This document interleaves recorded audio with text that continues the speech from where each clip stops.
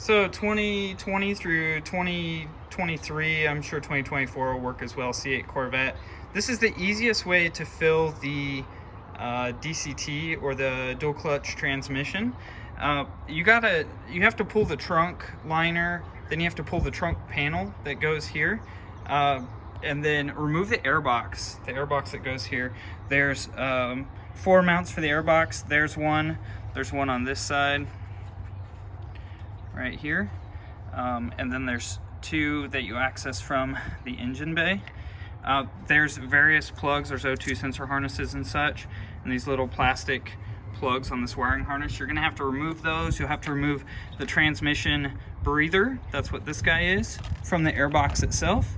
And then once you remove all that, you expose this little gold Allen head bolt, and this one's already loose. So the Allen head bolt for the transmission fill is a metric 6 mil. So it's kind of difficult to remove. So what I would recommend using is a T-handle. I know this is the wrong size, but I would recommend using a T-handle tool to remove it. Stick it in there, make sure it's nice and planted and flat, because the last thing you want to do is strip the heads on one of these. So once you have it removed, you can either use a funnel. In this case, I have a funnel called the reacher, right?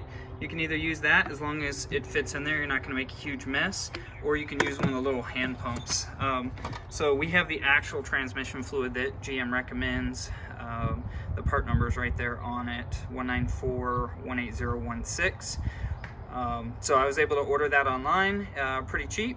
I say pretty cheap, but a lot cheaper than anywhere else. So I would recommend that everybody look around for it and don't go to the dealer for it. The dealer wanted an incredible amount, and I wasn't willing to pay that. So what I do before I fill these is I take some blue towels and I put them down in any of the little pockets, especially right here by the trans cooler. I put it down in case I make a mess, because I'd rather the blue towel soak up the fluid versus it slide up underneath the trans cooler, and then I have a random smell from the fluid heating up and cooling down. Because if you watch your gauges on your car, the transmission actually stays pretty warm all the time. It's surprising how warm it stays. All right, so then all you're gonna want to do is either take your funnel or your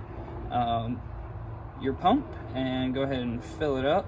Right now we have the back end of the car jacked up pretty high, and we have the passenger side jacked up about 6 inches higher than the driver's side. I don't like lifting things unevenly, but in this case, for filling it this much, we're gonna go ahead and do it this way. I don't know if it's actually a requirement when you fill it from the top versus filling it from the side. No, when you fill it from the driver's side, you definitely want to lift the driver's side higher. In this case, when you fill it from the top, I don't think it's a necessity, but we do it anyways just to be safe. That's our first quart.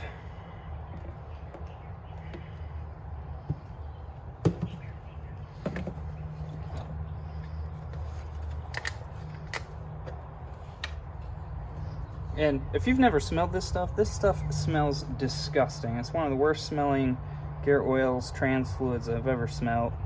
I don't know why it smells so bad, but it's pretty terrible.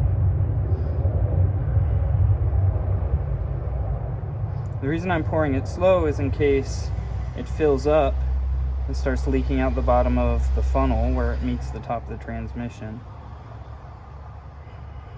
They say to only do this if you track the car, but Tremec themselves say that the transmission should come from the factory in the C8 with the additional 2 quarts.